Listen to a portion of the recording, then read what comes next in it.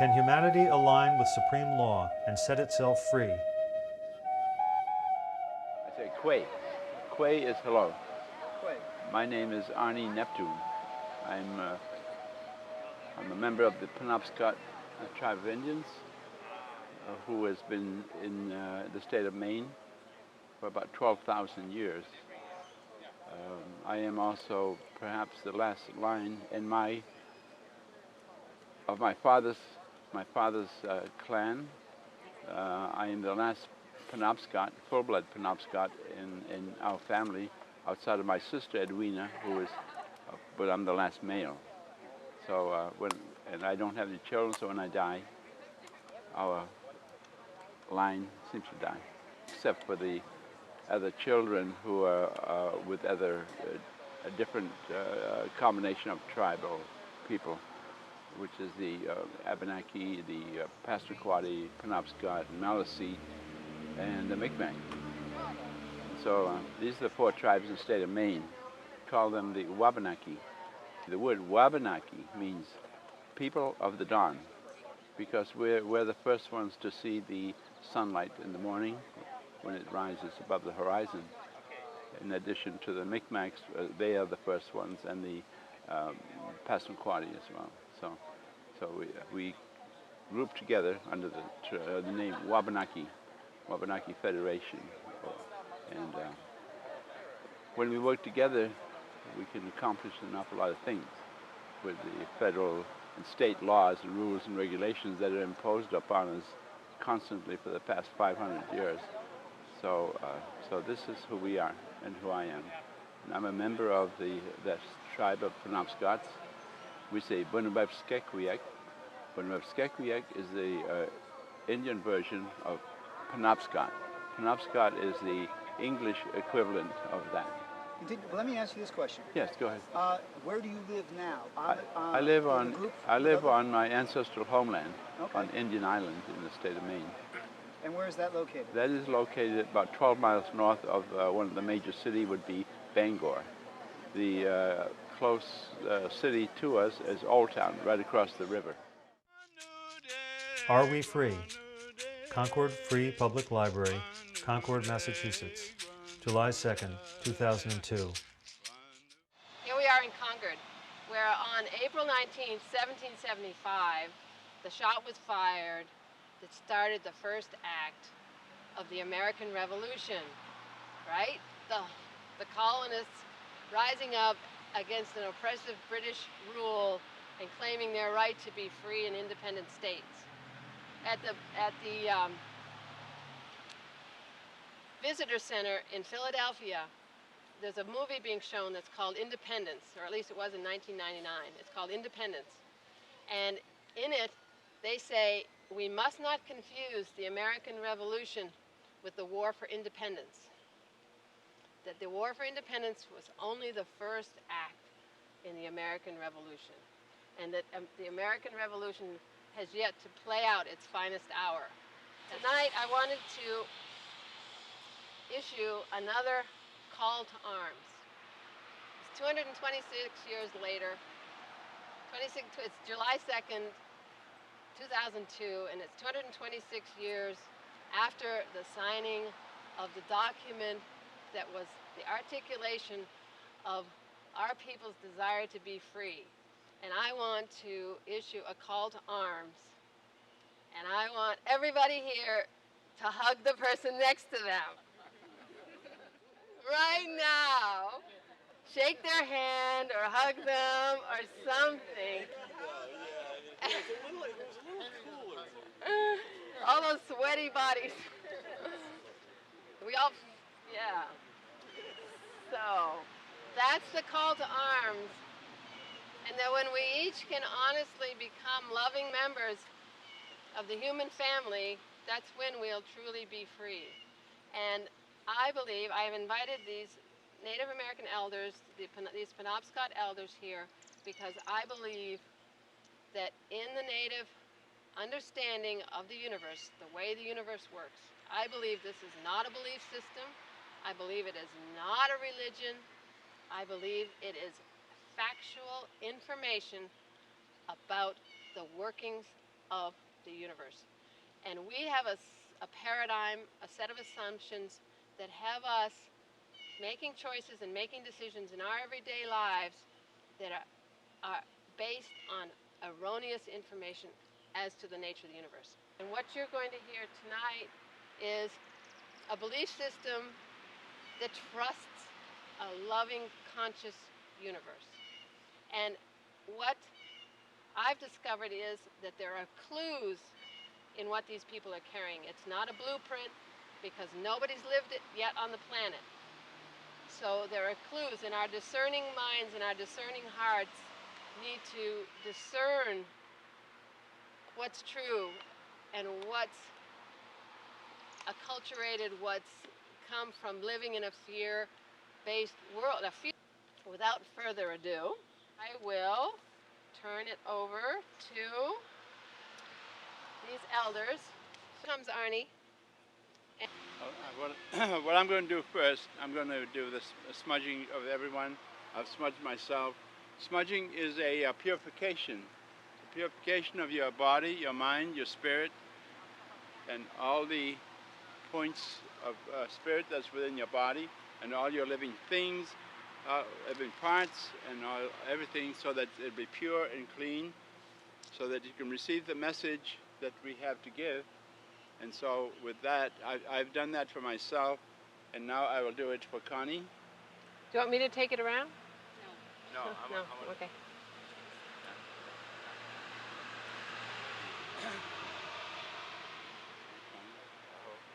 Arnie is one of the last full-blooded Penobscots, and he is a descendant of the great shaman John Neptune, who was the first Indian to climb above tree line on Katahdin.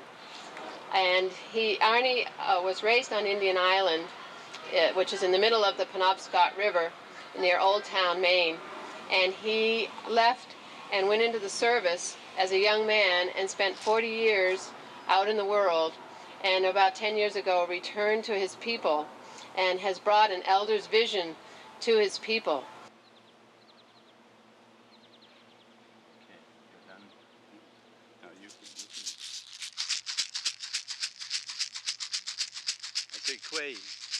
Quay to the Creator, quay to the Spirit, quay in the directions, all the directions.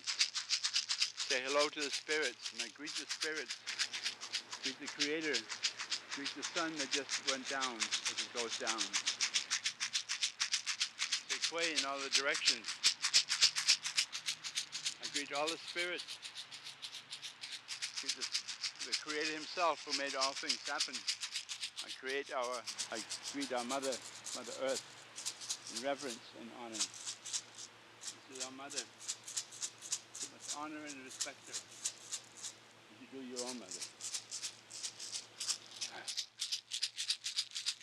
I say Kwei, and I greet my own spirit within my heart, in my body. And I greet all your spirits as well. Like Kwei. Say Kwei, that means hello. We have a greeting for the spirits, as we call them too, from all the directions. I believe, which way is east here, do you know? Anybody know? Over that way? Well, I say Kwei, but in saying Kwei, I sing this song.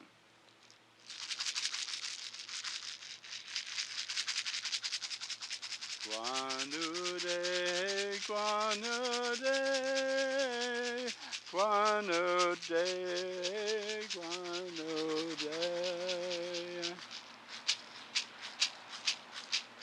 Guanude, Guanude, Guanude, Guanude, Guanudaya, Guanude, Guanude, Guanude, Guanudaya, Guanude, Guanude, Guanude, Guanudaya, Guanude, Guanude.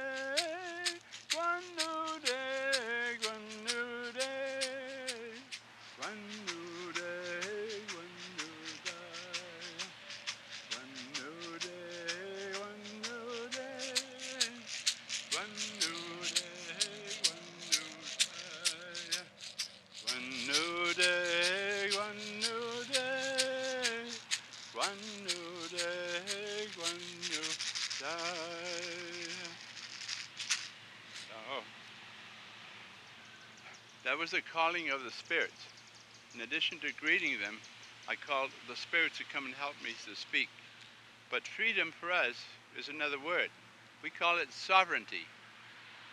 To be sovereign completely. We've been sovereign before the settlers came over, before governments was formed, and laws and rules were made. We were sovereign. But were we free? We were free. But were we free from the elements? I'd say yes. We were free.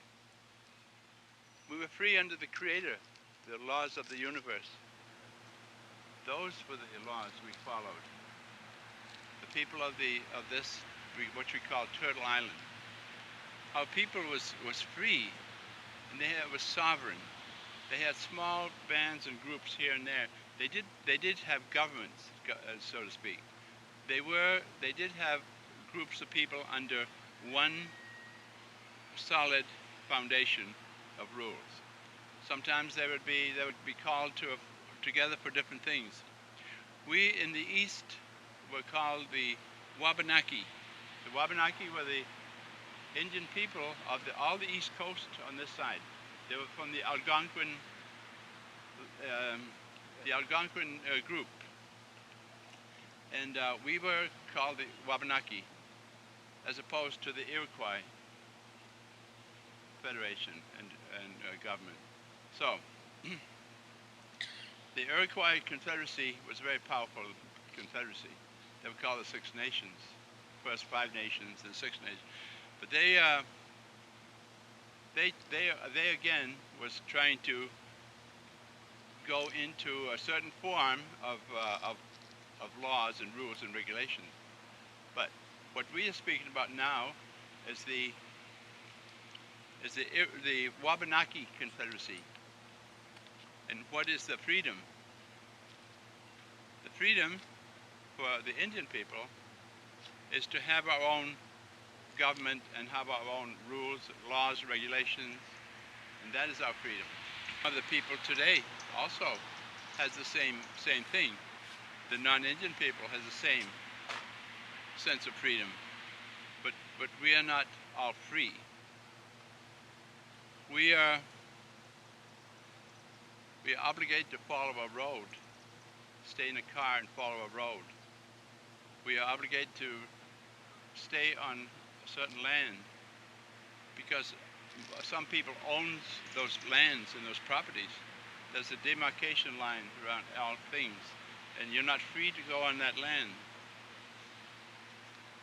So the freedom that we are speaking about now is the freedom of access to all lands and all property. The freedom to go and enjoy a lake, a stream, a river.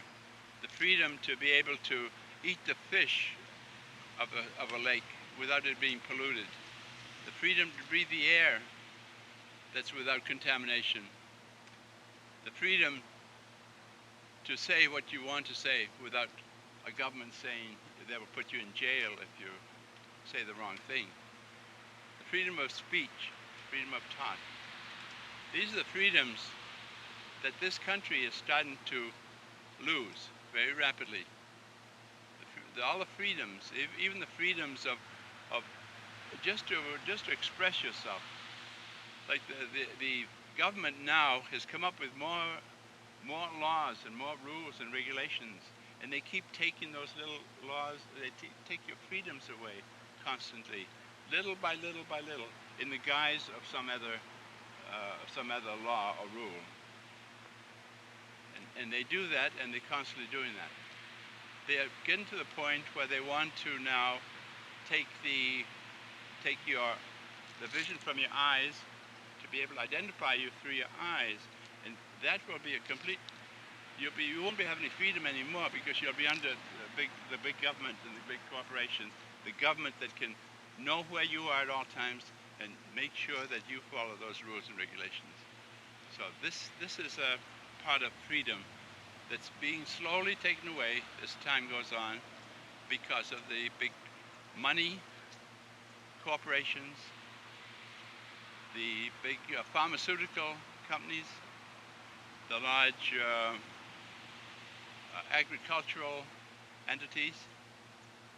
Those are the ones, the large, huge ones, are taking these freedoms because they possess the so-called money that can be used to buy those politicians in different parts of all this country.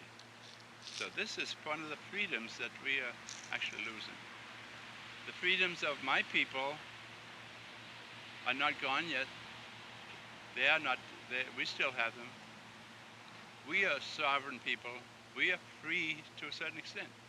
We are free as long as we stay on our own property, which is called ancestral homeland.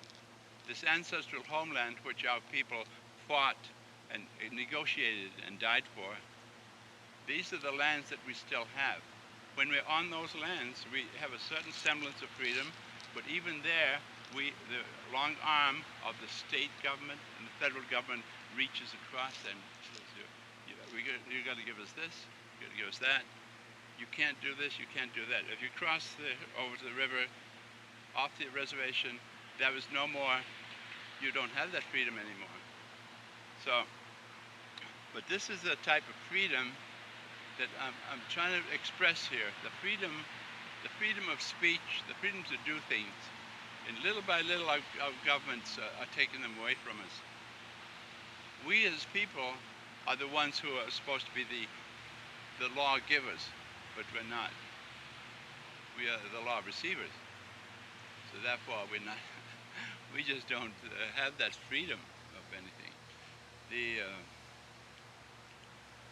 federal government is reaching not only freedoms of our people in this country, but they're reaching out across the oceans to all those other indigenous countries and people and trying to take their freedoms away as well. This is my own personal. I'm not speaking for my tribe or my Wabanaki group.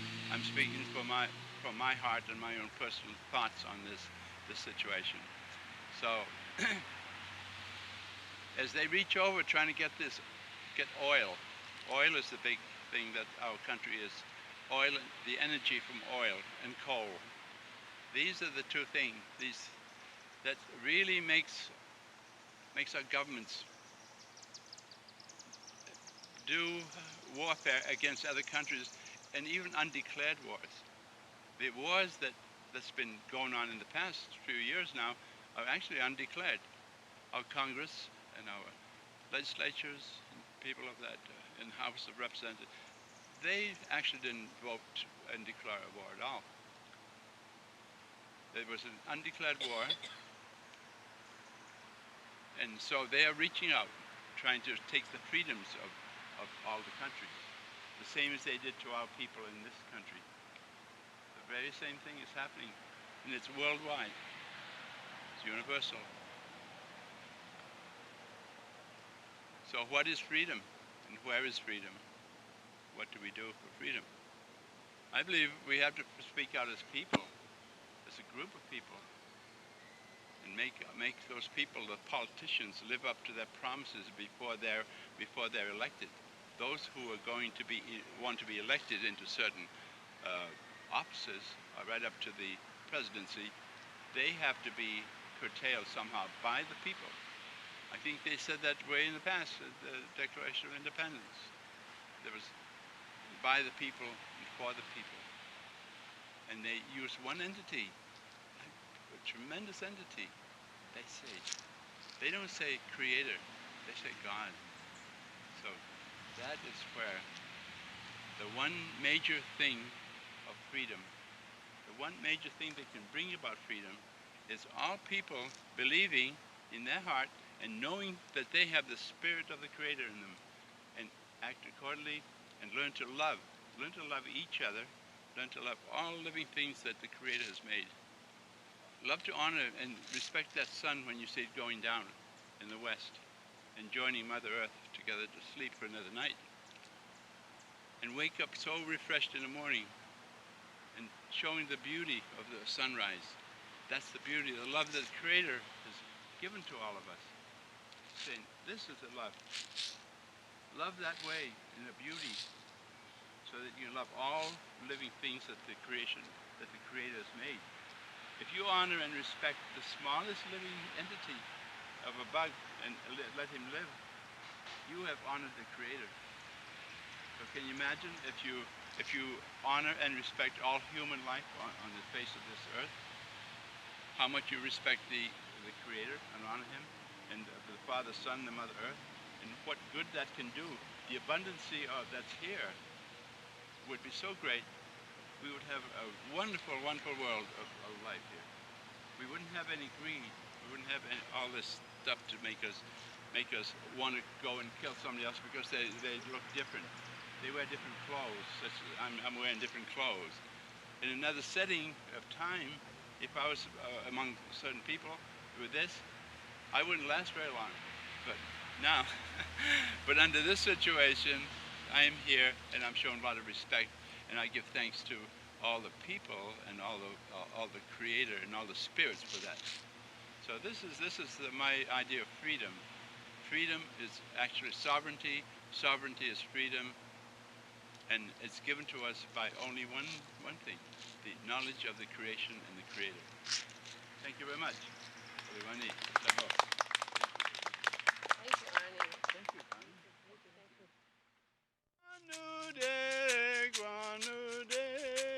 Arnie Neptune on Wabanaki Ways.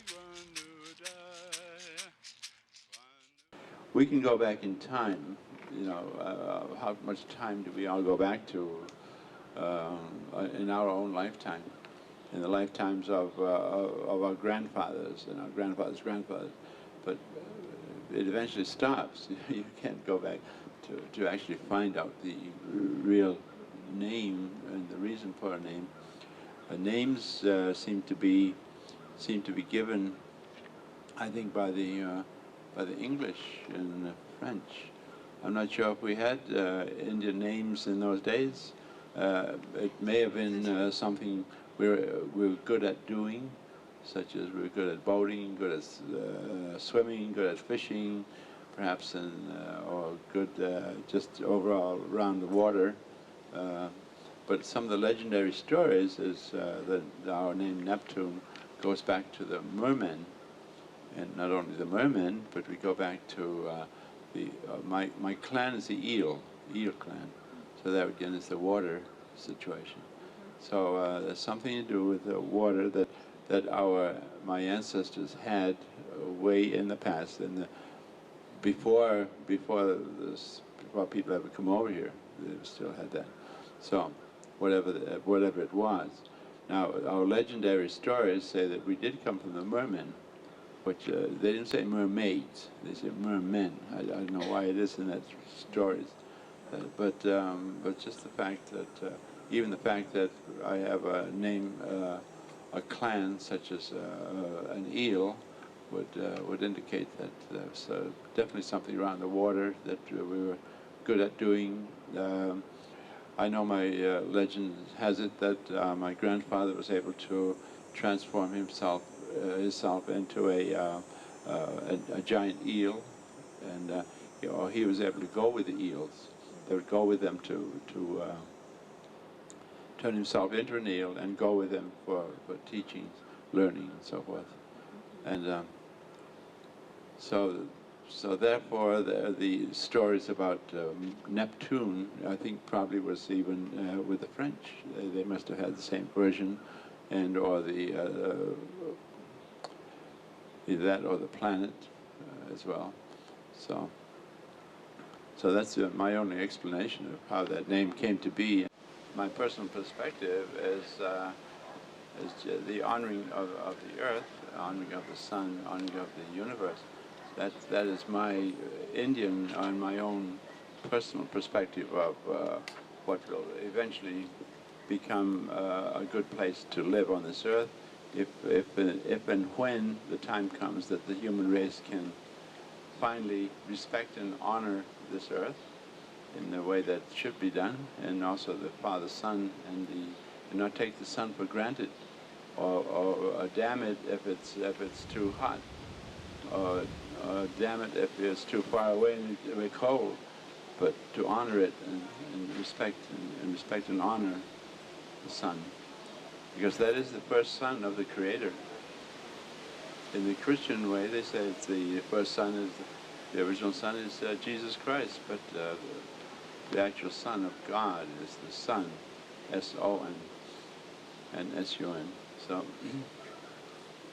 So that is what I see about honoring, about showing my perspective as of what can be done to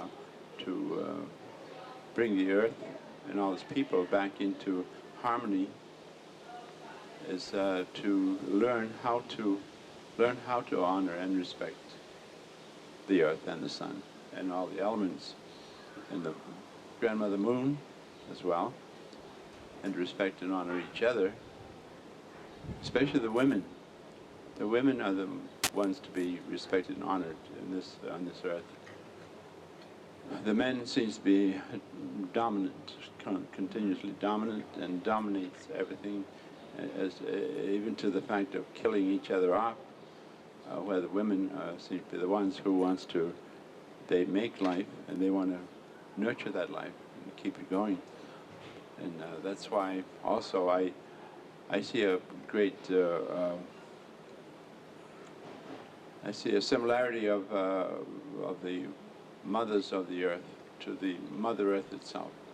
So in that respect, if we can eventually get the dominant races, or the leaderships, which are all mostly male, of all the earth, to recognize that fact, I think then we should be able to have a better way of living. I also know that the women of the earth are the ones who starts things and keeps them going. The men don't do it. The women, they work from day and night constantly just to keep things in a better way. So I think if we, the leaders of the earth, leaders of each country, could eventually become women, it's very possible we may achieve a better lifetime on this earth. But that's my own personal perspective. We have legendary stories which goes to speak about the Mount Katahdin, about Mount Katahdin being once a chief of one of the tribes way in the past, when there was magic, when the people could do magic. They could transform themselves into different creatures they call shapeshifters. They could make things happen. They could make things out of nothing. They could change themselves. They could make themselves disappear. They could create things as the Creator does. And they could speak to the animals and speak to the trees and speak to the plants, and actually ask plants what medicine would they be good for? What could they heal the human race? And there's so many legendary stories that goes on. There's stories about Gluskabi, which was our original teacher, and Gluskabi was a man made from nothing by the Creator, and he was sent on a journey around the earth to learn all the secrets of the earth, and to be able to bring that knowledge back and teach the people in this local area about how to live in the woods, how to live with the animals and with the plants and trees and so forth. And so he did. He went on a journey across the oceans and all around the earth, and when he came back, he was taught he taught the people how to live. He also taught the people about the spirituality, about honoring the Creator, honoring the sacred mountains, and the sacredness of all of the earth and all the people as well. So when he came back, he taught the people how to kill the animals, but how to respect them, how to ask their permission, and once given permission, and then go ahead and kill them, but to use all parts of the animal or bird for the human consumption and for the betterment of them, such as the feathers to be used as tools, as headdresses and so forth, and also the fur-bearing animals to be able to use those, the furs for their shelter, to cover their shelters, to cover their bodies, to have blankets, and how to use every part of the animal. Every part of the animal is used for something. The bones were used for tools. They made tools, sharp tools out of them to be able to use to sew things together. And all the fibers that's in the plants under the ground, they were shown how to use those to bind things together. They were shown so many things. They were shown actually how to live in the woods, and to be able to live that way and make shelters of birch bark from birch trees, and how to keep warm in the winter, how to keep a fire going, how to never lose that fire even in the winter, with the what do you call that? Not the sage, but the fungus that grows. The fungus will burn for a long time. It won't go out. There'll always be a spark there, and so that can be continually. A fire is kept constantly in that way, and even in the harsh winters, as long as they've had enough of the dry wood and dry birch bark and stuff, they could start a fire and be able to make themselves warm and cook their food. Or even just offering tobacco. Tobacco is another wonderful medicines that the Creator gave us to honor and respect Mother Earth and the Father Son. We put tobacco down for everything. We thank the Mother Earth for what we get.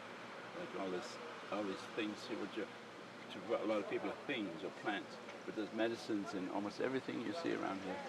And this is how the Creator took care of us and took care of our people and showed us how to live, and not to have to be in want of anything. And we didn't. We were never in want of anything, because the medicines were there to heal us, the animals were there to feed us and clothe us, the trees there were there to shelter us, and that's how our people lived for thousands of years, until they were overcome by the people of Europe when they came over, and they took some of our hunting grounds. Our people always lived in a hunter-gathering situation. We were hunters and gatherers, and we had clans in our tribes. These clans were very large. They were all the clans of all your ancestors on your father and mother's side from way back in the past. So these are the clans that you live together, and then you intermarried with the other clans as well, and but not your own clan. So when our way was taken away from us, I must go back. I got to go back a little bit. Our people lived as hunter-gatherers, but on a seasonal cycle. In the springtime, our people gathered at one central spot, and then went en masse with their canoes all the way down the Penobscot River, right to the coast. And along the way, of course, they hunted and made places to live. And so they would travel that way, and they would once at the seashore, they would disperse and go out on the islands and different places, and they would gather their food, and they would dry it and preserve it for the long winters that come, and they would bring that back with them. They would gather it, dry it. And so it was a seasonal cycle of gathering food to live, and so forth. The fish, all the fish was utilized, and parts of the fish, the bones, Yeah, they smoked the fish. They definitely did that over and by. Anyhow, once the summer was over and they had gathered all this food and they came all back again in mass, came back up into our ancestral, you'd probably call it headquarters, if you will, and there they would gather together again. I forgot to mention that they also planted certain agricultural things before they left in the spring. They planted different foods, and they used different tubers from the banks of the river that they used for potatoes. And Pinux, something like that, Pinux, the name of it. And this they used as the potatoes. But they would plant corn and squash and different things. We gave thanks for everything. Constantly, thank you. And that's what I do now. I do that in ceremonies. And when I do a ceremony, my first one is Kwe, and I acknowledge Gichinyu as the creator, the spirit of all things, the maker of all things that we have. And when I do that, after I do that, then I honor the sun that the Creator had made to preserve our earth. Then I honor the earth, we call Mother, and we call the sun our Father. So we have a whole living entity here, and then we call the air and the water our grandmother. A lot of the tribal members calls our Creator grandfather as well. In their language, we call him grandfather. So there you have the grandmother, the grandfather, the grandmothers, the father, son, the mother, earth, working together for the benefit of all living things that we see on earth. They just keep everything going. The humans are the ones who disposes and really spoils everything on this earth with that garbage and all the wasteful things that we do as humans, you know. But for the Indian people, they never had that waste because they used everything they gathered. Plus the inner parts of these animals they use as tools, plus the clothing from the furs and all this thing. But going back to the time where we arrived already back to the island again in the fall and had our Thanksgiving and our sacred prayers and our thanks to the Creator, then we dispersed to our different areas where our clans lived, and that was their hunting grounds. And each one had a hunting ground in different areas. And once there, they stayed for the winter. They had already had their food that they've gathered, but they need the strong fur of the animals that's there in the winter. So therefore, they went hunting in the winter. They went hunting for the moose. They went hunting for the deer. The bear, of course, sometimes they'd leave them sleeping because they knew they were making new life come in the bear families. So that some of them honored the bear that way. They wouldn't harm the bear. And so all these clans, they would live that way and gather together. And then when they met together again, they could interchange things that one had more of, one had less of. They were able to bring it together and exchange things. So there was no need for, they didn't want for anything. And even the tools they made, they were shown how to make those. The tools, the material for the tools. So then after the winter, of course, then we're back in the winter and we're back going into the spring. It's very difficult to get around in the spring of the slush and the mud and all those things. So they would wait until part of the spring was, when the water went down a little bit. Then they were able to gather together again in this encampment, and there again we started another cycle. But it was a complete cycle. The places where they were along the coast, in the islands and along the coast, those were their hunting grounds. When the settlers came over and found those unoccupied at different parts of the season, they thought they were there, there was nobody there. They thought that it was for the taking.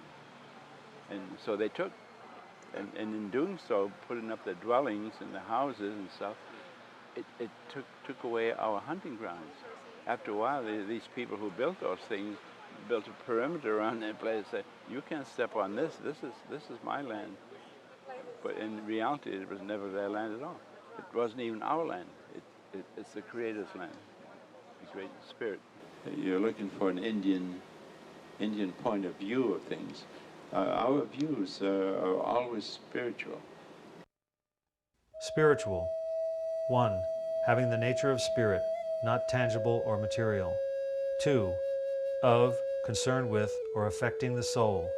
3. Of, from, or relating to God.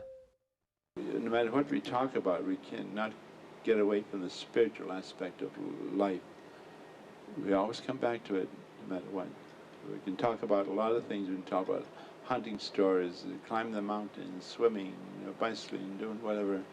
But when we come back to the basic thing of life, it's the Spirit. The Spirit itself is what guides us at every step of our way, and takes care of all the people. So we have the spirits. We have the spirit of the Creator. We have the spirit of the Father Son. We have the spirit of the Mother Earth. We have the grandmother spirits of the wind that blows. They're so strong sometimes. Then gently. We have the spirit of the rain which falls on us and cleanses us. This spirit is also called the grandmothers. We have the spirit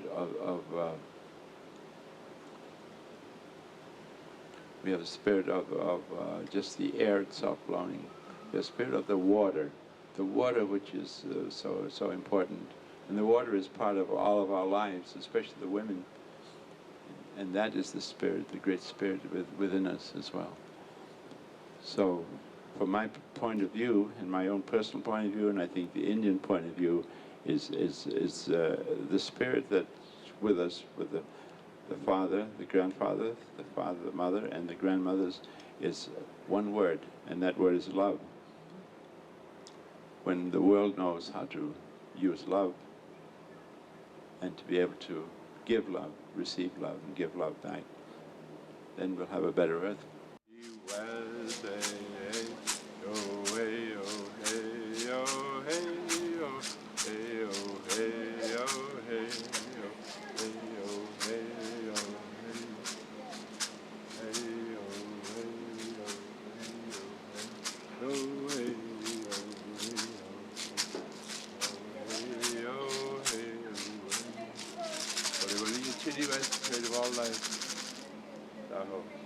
So with that, I've given thanks to the Creator of all things in the universe.